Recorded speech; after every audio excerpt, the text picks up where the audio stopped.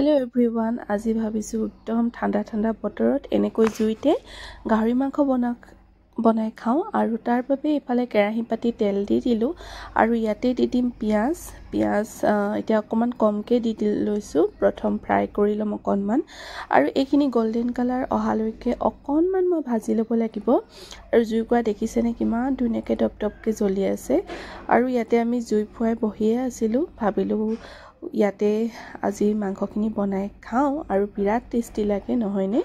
আৰু এতিয়া ইয়াতে এইখিনি গোল্ডেন কালাৰ অহাৰ পাছত এতিয়া মাংস যিখিনি আছিল সেইখিনি ইয়াতে মই দি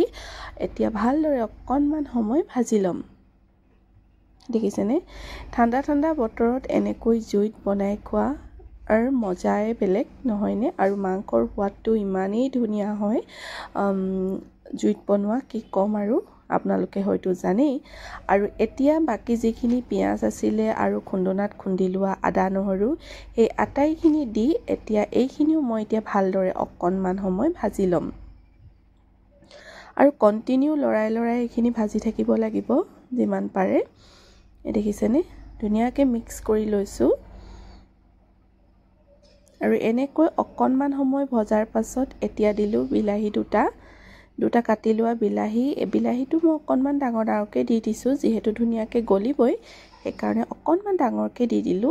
আৰু ভালদৰে এইখিনি অকনমান সময় মিক্স কৰি ললো আৰু এতিয়া দি দিলো কেটুকুৰামান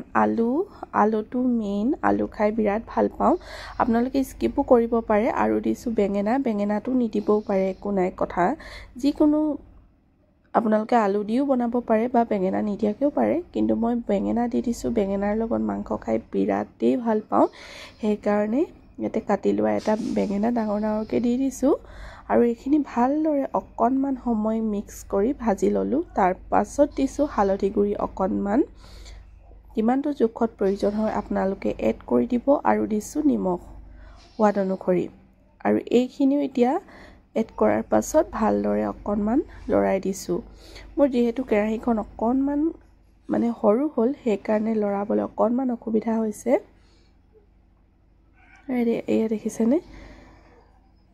ভালদৰে আটাইখিনি মই মিক্স কৰি লৈছো এনেকৈ আৰু এইখিনি অকনমান সময় ভাজি লোৱাৰ পাছত ইয়াতে দিছো কেইটামান মটৰ দিলেও বিৰাট ভাল লাগে মাংসখিনি খাই সেই কাৰণে আছিল যেহেতু ইয়াতে এড কৰি দিলো আৰু ভালদৰে এবাৰ মিক্স কৰি লৈছো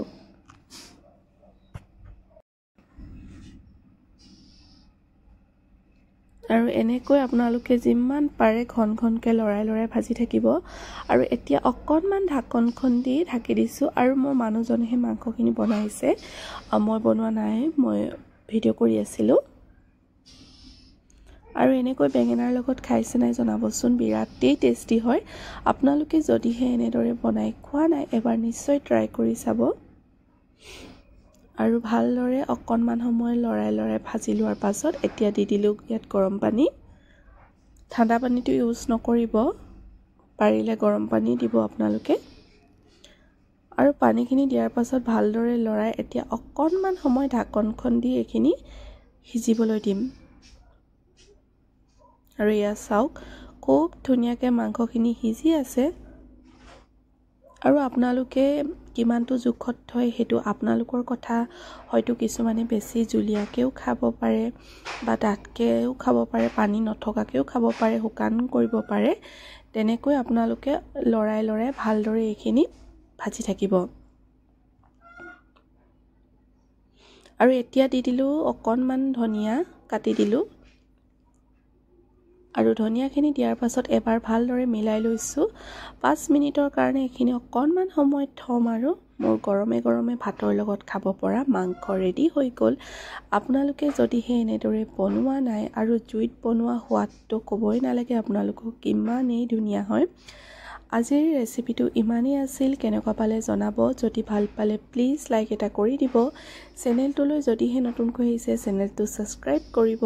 আৰু এইফালে চাওক মোৰ মাংস ৰেডি হৈ গ'ল আৰু এইফালে লৈছোঁ কচু শাক আৰু ভাততে লৈছোঁ এটা জলকীয়া আৰু এইফালে কচুথুৰি বনাইছিলে মায়ে মাগুৰ মাছ দি এইটো ৰেচিপি দিয়া নহ'ল বাৰু আৰু এইফালে মাংস ৰেডি ইমান সময় মোৰ ভিডিঅ'টো চাই থকাৰ বাবে অশেষ ধন্যবাদ তেন্তে আজিলৈ বাই